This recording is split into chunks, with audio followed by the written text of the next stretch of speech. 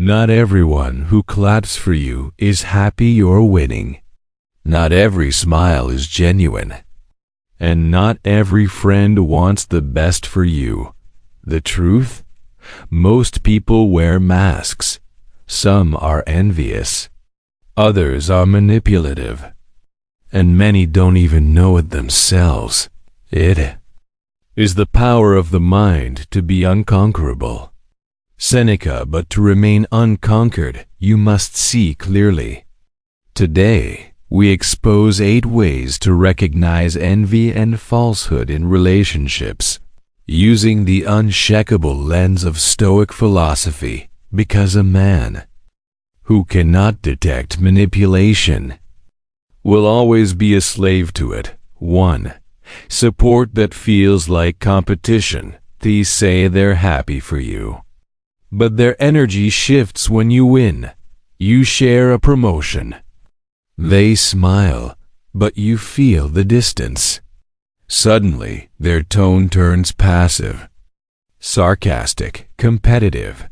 Don't explain your philosophy. Embody it. Epictetus, a Stoic man, doesn't need everyone to cheer. He just notices who grows cold when he grows strong. 2. Praise with a sharp edge. Envy rarely shows its face. It hides behind humor, sarcasm, or subtle jabs. They compliment your achievement, then joke about how lucky you are. Or say, "It must be nice having it easy." Watch for this. When praise feels like a performance, not presence. A wise man can hear envy behind the applause. 3. They celebrate your struggles, not your success. When you're broken, they're there. But when you win, they vanish. Or they criticize. Fake friends love when you're low, because it makes them feel higher. A Stoic man watches who shows up when things go right, not just when they go wrong. If you want to know who truly supports you, succeed. Modern Stoic reminder. 4. Guilt as a control tactic. The envious rarely confront. They manipulate. They'll say, "You've changed. You don't call like you used to. You think you're better now?" But what they really mean is, "You're growing, and I can't keep up." The key is to keep company only with people who uplift you. Epictetus, guilt is not love, and control is not care. 5. They copy you, then resent you. They mirror your habits, your style, your mindset.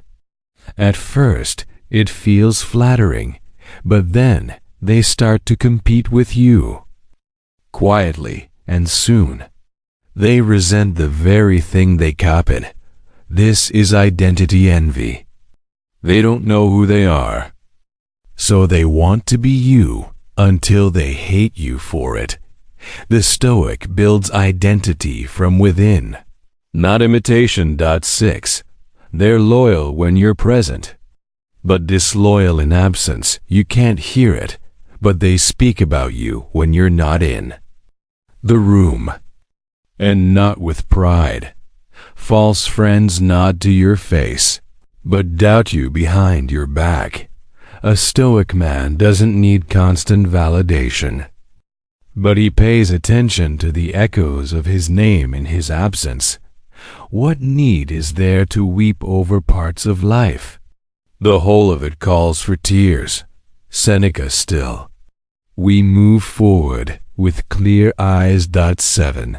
Flattery over truth. Real allies correct you. False ones flatter you.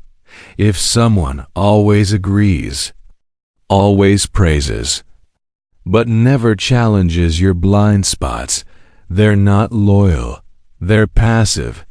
A Stoic values truth, even when it hurts. Beware of those who tell you what you want to hear. Respect those who risk telling you what you need to hear. 8. They disappear. When you set boundaries, set one firm boundary, and they go cold. Why? Because they were only loyal to their version of you.